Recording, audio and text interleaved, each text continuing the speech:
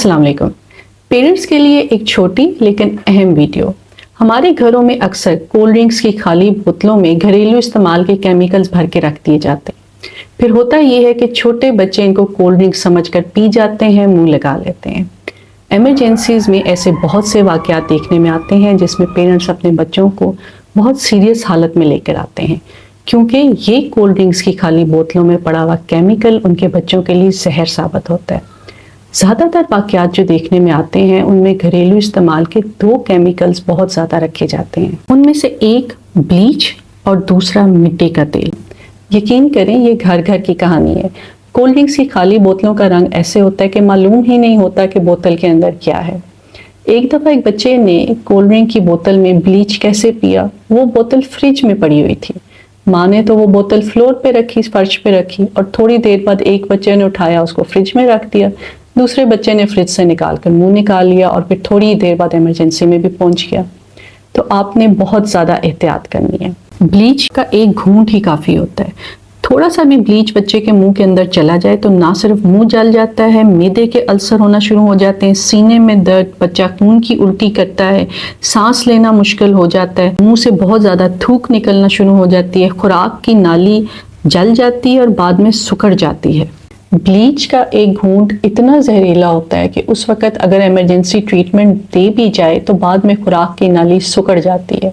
बच्चे को बहुत ज़्यादा वॉमिटिंग रहती है, उसकी सर्जरीज करनी पड़ती हैं, उसकी एंडोस्कोपीज करनी पड़ती हैं और मामला बहुत आगे तक चला जाता है और बच्चा बहुत तकलीफ से गुजरता है।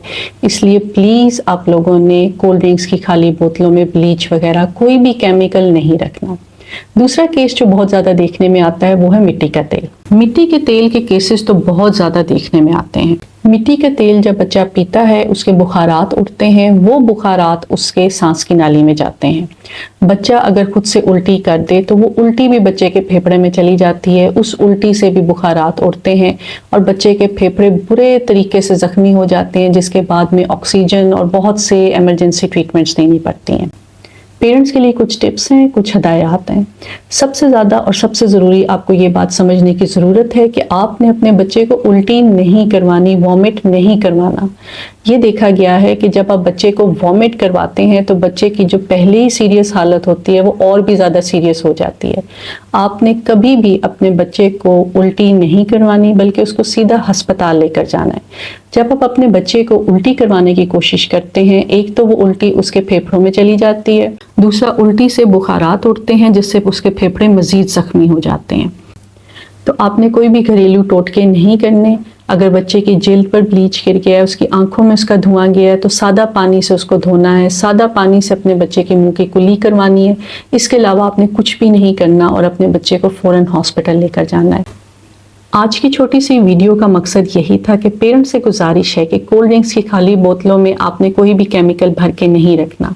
आपकी थोड़ी सी भी एहतियाती आपके बच्चे के लिए बहुत तकलीफ का बाइस बन सकती है। अपना और अपने बच्चे का ख्याल रखिएगा। बहुत शुक्रिया।